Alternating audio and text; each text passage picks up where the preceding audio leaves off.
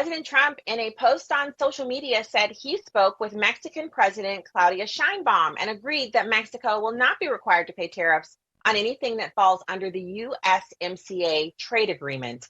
President Trump said the agreement is until April 2nd, when reciprocal tariffs on goods from all nations that place fees on U.S. exports are set to go into effect. He states, "I did this as an accommodation and out of respect for President Sheinbaum. Our relationship has been a very good one, and we are working hard together on the border, both in terms of stopping illegal aliens from entering the United States and likewise stopping fentanyl." Joining me now to discuss is President of the National Taxpayers Union, Pete Sepp. Pete, welcome back. Great to be here again. All right, so what's your reaction to this latest development?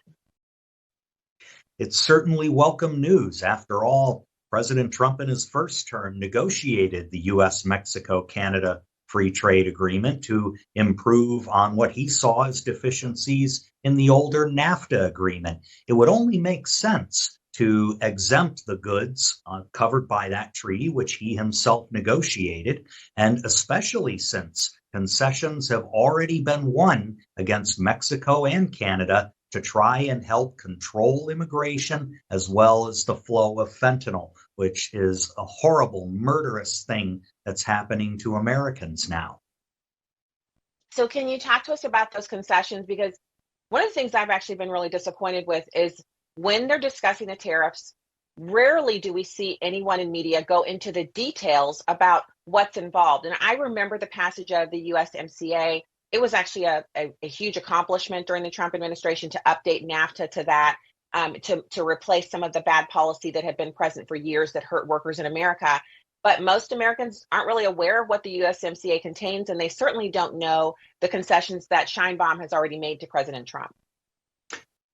Yeah, the USMCA was a new and improved version of NAFTA, as I just said, but the basic improvements are to cover a somewhat broader range of goods from both Canada and Mexico flowing across the border into the United States, as well as U.S. goods flowing into Canada and Mexico. There were stronger agreements regarding raw materials that effectively benefited U.S. manufacturing and allowed us to do a lot of onshoring. Now, that's not solely because of the trade agreement. A lot of reasons why the United States was made more attractive for domestic manufacturing during Donald Trump's first term have to do with taxes and regulations. The 2017 Tax Cuts and Jobs Act is one of them.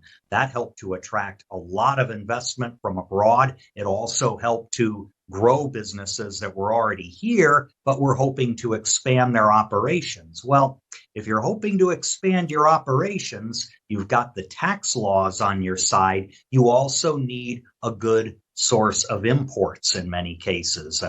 Think of the building industry. They need to get lumber not only from within the United States, but from Canada. They need gypsum for that dryboard that goes in all the houses, and that comes from Mexico. So those kinds of things are a benefit to the United States if you negotiate good trade and tariff policies that allow those goods to flow back and forth among all three countries. Now, the concessions that President Sheinbaum's made from Mexico have to do with sending troops to the border. She agreed to do that. In Canada, there have been concessions about helping to police their own border, as well as provide ramped up budgets for things like intercepting fentanyl. So, okay, Pete, I appreciate that. And that detail is important for Americans to have. But the question remains, and I actually shared a video made by an online creator. It has a lot of graphics in it, and it has gotten a lot of tens of thousands of views on my Instagram. And in it, he explains that, we're not allowed to sell Chevys in Germany. They sell their cars here. I know, now it's GM and Mercedes. I mean, it's a whole different thing than it was originally, but you still can't sell a Chevy in Germany. In Canada, they don't allow us to sell our milk and other food products there. We buy lumber from them, but we don't need to, but we do. So there's a trade imbalance. I know that there is opposition, especially from huge groups like yours, to the tariffs. What way should President Trump, what should he employ to balance the trade when it's so lopsided, especially with our closest neighbors and allies, Canada and Mexico? Well, there are some ways we can work toward that. For example, when we're discussing reciprocal tariffs, we often hear, well, Europe has value added taxes that are discriminatory to our goods. Well, unfortunately, our state and local sales taxes often have the same effect. It's called pyramiding or cascading, where some of the inputs, the raw materials that go into our goods, are charged sales tax. That's reflected in the price when we export it. It's more expensive for people on the other side of the Atlantic or wherever to import. So it is a two-way street here. I think one of the things we need to do is recognize the fact that we put up trade barriers to some of our own goods as well. Why don't we negotiate more the way we did with the USMCA agreement and come to President Trump's goal of zero tariffs, zero trade barriers, zero subsidies? The Farm Bill, which is coming up for renewal here in the United States Congress, is a perfect opportunity to tackle that agricultural question. It is crazy that U.S. milk is not allowed to flow over the border more freely to Canada. And we have agricultural products that can be exported to Africa, to Europe, many places, if we negotiate tougher trade agreements. The key is to use tariffs as a leverage tool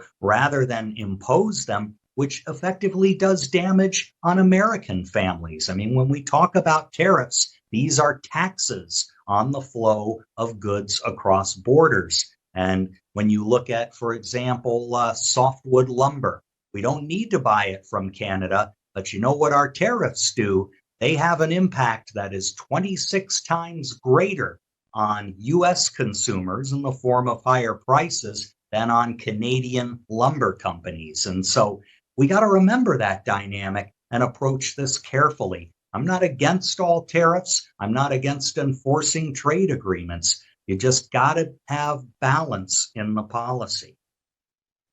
All right, and I wanted to also ask you, there was a big announcement by, I think he's the kind of governor of sorts of Ontario, I think it was, and he was Yes. saying in response to the tariffs, he would cut off electric service to, a number of states, and it was kind of a big deal. We have a couple minutes left here. Can you break that down for us? How it's possible that we would be reliant upon Canada for energy here in our country?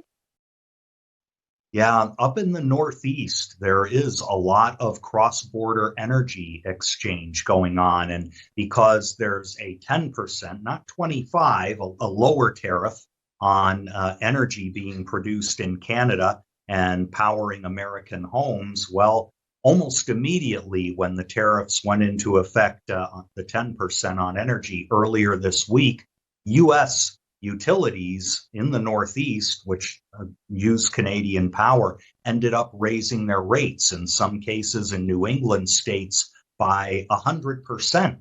And that's a real problem to U.S. consumers. As I mentioned earlier, that's what often happens with tariffs. I think the solution to that, President Trump is already onto it, which is to grow our own domestic supplies of energy. I mean, unlike a lot of very specialized goods or raw materials, gypsum, for example, it's very easy or comparatively easy for us to grow our own energy supplies here. Nuclear power, more natural gas extraction, all of those things depend on good low tax policy, more permitting reforms so that these projects can get off the ground more quickly, more competition domestically for it. All of those things can help us, I think, much more quickly than in other industries, become totally independent of foreign sources Yeah. for energy.